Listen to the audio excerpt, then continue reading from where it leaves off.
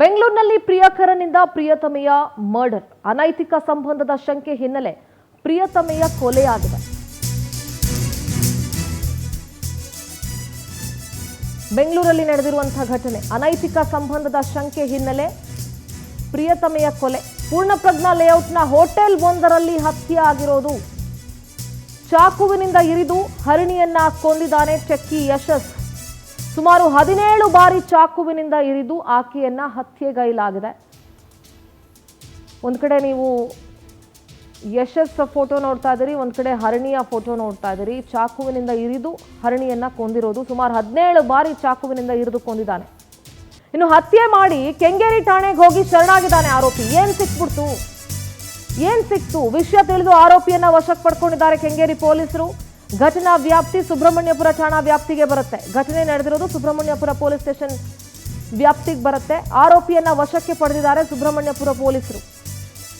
ಅಷ್ಟರಲ್ಲಿ 2 ಬಾರಿ ಆತ್ಮಹತ್ಯೆಗೆ ಯಶಸ್ ಯತ್ನಿಸಿದ್ದ. ಬಳಿಕ ಆರೋಪಿಯನ್ನ ವಶಕ್ಕೆ ಪಡೆದು ಆಸ್ಪತ್ರೆಗೆ ದಾಖಲಿಸಲಾಗಿದೆ. ಆಸ್ಪತ್ರೆಯಲ್ಲಿ ಸದ್ಯ ಪೊಲೀಸರೇ ಚಿಕಿತ್ಸೆ ಕೊಡಿಸ್ತಾ ಇದ್ದಾರೆ. ಹರಣಿ ಹಾಗೂ ಯಶಸ್ ಇಬ್ಬರು ಕೆಂಗೇರಿಯ ನಿವಾಸಿಗಳು ಅಂತ ಗೊತ್ತಾಗಿದೆ.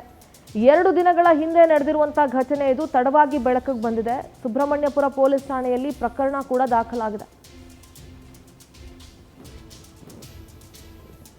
ನಮ್ಮ ಪ್ರತಿನಿಧಿ ವೆಂಕಟೇಶ್ ನೇರ ಸಂಪರ್ಕದಲ್ಲಿದ್ದಾರೆ. ವೆಂಕಟೇಶ್, ಈ ದುರಂತಗಳನ್ನ ಗಮನಿಸ್ತಿದ್ದಾಗ ಕೊಲೆನೇ ಎಲ್ಲದಕ್ಕೂ ಸೊಲ್ಯೂಷನ್ ಏನ್ರಿ? ಈಗ ಕೊಲೆ ಮಾಡಿಬಿಟ್ಟು ಅವನು ಹೋಗಿ ಸರೆಂಡರ್ ಆಗೋದಕ್ಕೆ ಏನ್ ಸಿಕ್ತು? ಅಟ್ಲೀಸ್ಟ್ ಆ ಹೆಣ್ಮಗಳು ಬದುಕ್ತಾ ಇದ್ಲೋ ಏನೋ? ಅವ್ರ ತಂದೆ ತಾಯಿಗಳ ಪರಿಸ್ಥಿತಿ ಹೇಳಿ. 2 ದಿನಗಳ ಹಿಂದೆ ನಡೆದಿರುವಂತಹ ಘಟನೆ ತಡವಾಗಿ ಬೆಳಕಿಗೆ ಬಂದಿದೆ, ಅಥವಾ ಇವರಿಬ್ರು ಮಧ್ಯೆ ಬೇರೆ ಬೇರೆ ಏನಾದ್ರು ಜಗಳ, ಬೇರೆ ಬೇರೆ ಮನಸ್ತಾಪಗಳಿತ್ತ, ಏನು ಎತ್ತ?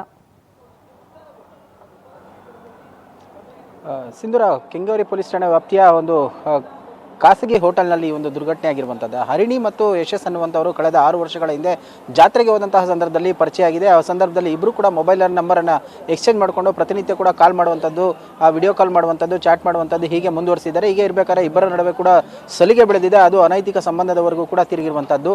ಹೀಗೆ ಇರಬೇಕಾದ್ರೆ ಕೂಡ ಆತನ ಗಂಡನಿಗೆ ವಿಚಾರ ತಿಳಿದಾಗ ಹೆಂಡತಿಯನ್ನು ಕರೆದು ಆತ ಬುದ್ಧಿಯನ್ನು ಹೇಳಿದ್ದಾನೆ. ಅದಾದ ಬಳಿಕ ಆಕೆ ಮೊಬೈಲನ್ನು ಕೂಡ ಕಸಿದುಕೊಂಡು ಇಟ್ಕೊಂಡು ಆಕೆಯನ್ನು ಇನ್ನು ಮುಂದೆ ಈ ರೀತಿಯಾಗಿ ಮಾಡಬೇಡ ಅಂತ ಹೇಳಿ ಬುದ್ಧಿಯನ್ನು ಹೇಳಿದ್ದಾನೆ. ಮಕ್ಕಳಿಗಾಗಿ ಇರು ನೀನು ಅಂತ ಹೇಳಿ ಇದ್ದೇನೆ.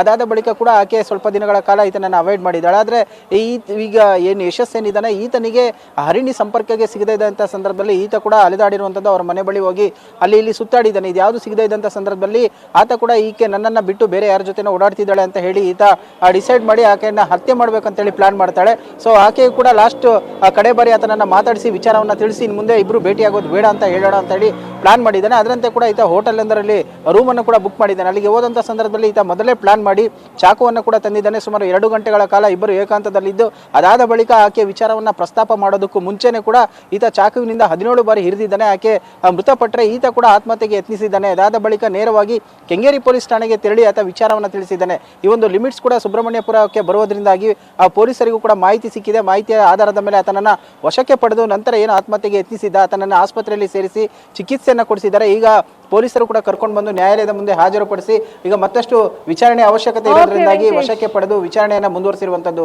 ಸಿಂಧೂರ, ಥ್ಯಾಂಕ್ ಯು ವೆಂಕಟೇಶ್ ನಿಮ್ಮೆಲ್ಲ ಮಾಹಿತಿಗಾಗಿ.